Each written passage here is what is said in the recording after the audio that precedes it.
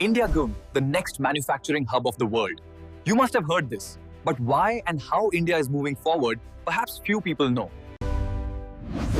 आज मैं कुशल आपको बताऊंगा PLI स्कीम के अंदर का पूरा game same sectors, investment, jobs और Let's get started. What is this PLI scheme? Look, the PLI scheme is a scheme brought by the government in which the government wants our country's manufacturing to grow. वो कैसे? सरकार दे रहा है incentive. जो company जितना cell करेगा उसको उतना ज्यादा इंसेंटिव मिलेगा। If you say so, fine. I also sell, but I don't get any incentive. Look, it's not like that. This is for some selected industries. दोस्तन ये लॉन्च हुआ 2020 में। स्टार्ट हुआ था 3 इंडस्ट्री से, अब ये पहुंच गया 14 इंडस्ट्री तक। इसमें इलेक्ट्रॉनिक्स, टेक्सटाइल से लेकर ऑटोमोबाइल और फूड प्रोसेसिंग तक शामिल हैं। अब आप बोल सकते हो, पैचराइट, मैन्युफैक्चरिंग क्यों? सॉफ्टवेयर नहीं? देखिए, हमारे देश की जीडीपी का 50% से अधिक आईटी सेक्टर पर निर्भर करता है और इसीलिए सरकार मैन्युफैक्चरिंग पर जोर दे रही है। और कोई नहीं चाहता कि अधिकतम जीडीपी सिर्फ एक ही सेक्टर पर निर्भर हो, इसलिए सरकार मैन्युफैक्चरिंग को बढ़ावा दे रही है। दूसरा बड़ा कारण है जॉब क्रिएशन। देखो, 1000 करोड़ की आईटी कंपनी में जहां 1000 लोग काम करते हैं, वहीं टेक्सटाइल जैसी मैन्युफैक्चरिंग में 5000 लोगों को रोजगार मिलता है। क्योंकि यह श्रम प्रधान कार्य है, यानी जहां अधिक हाथों की आवश्यकता होती है, वहां अधिक रोजगार पैदा होता है। अब थोड़ा बैकग्राउंड की बात करते हैं।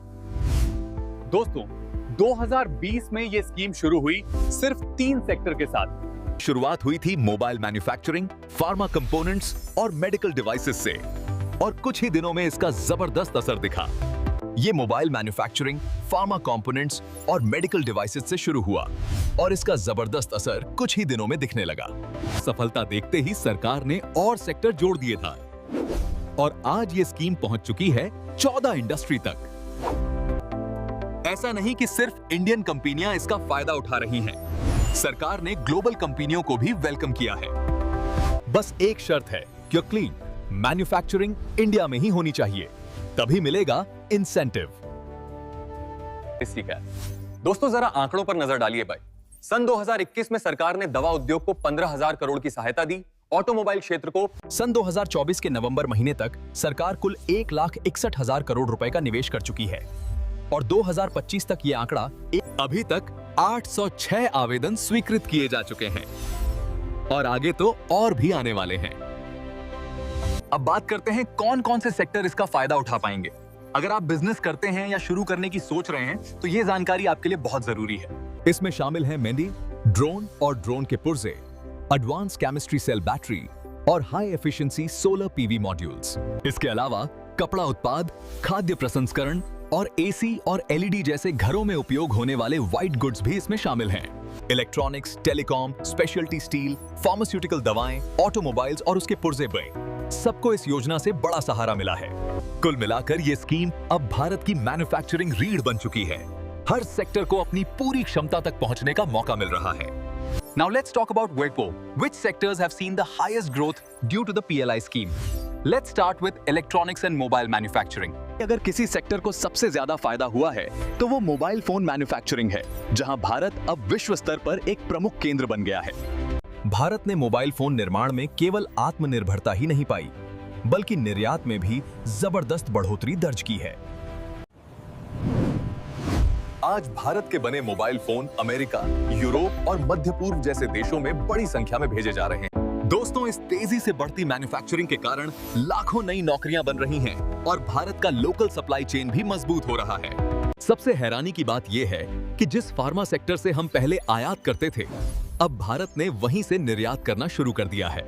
साल 2021-22 में जहां हम 1930 करोड़ का आयात करते थे, वहीं अब 2024-25 में भारत 2280 करोड़ का निर्यात कर रहा है। सिर्फ 3 सालों में ही फार्मा सेक्टर की कुल बिक्री 2,66,000 करोड़ पार कर गई है और निर्यात 1,70,000 करोड़ तक पहुंच चुका है। PLI स्कीम के कारण सोलर पीवी मॉड्यूल सेक्टर में भी बड़ा बदलाव आया है।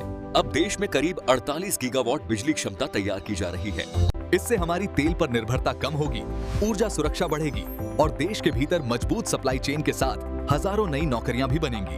जहां पूरी दुनिया सेमीकंडक्टर की कमी झेल रही है, वहीं भारत 2030 तक खुद को आत्मनिर्भर सेमीकंडक्टर हब बनाने की दिशा में तेजी से बढ़ रहा है। वर्ष 2034 तक सेमीकंडक्टर सेक्टर में कुशल युवाओं के लिए हजारों नए रोजगार के अवसर पैदा होंगे और भारत की तकनीकी शक्ति Slowly, India is becoming a high-value manufacturing hub where foreign investment is increasing and the तो मित्रों, यही था आज का जानकारी से भरपूर वीडियो।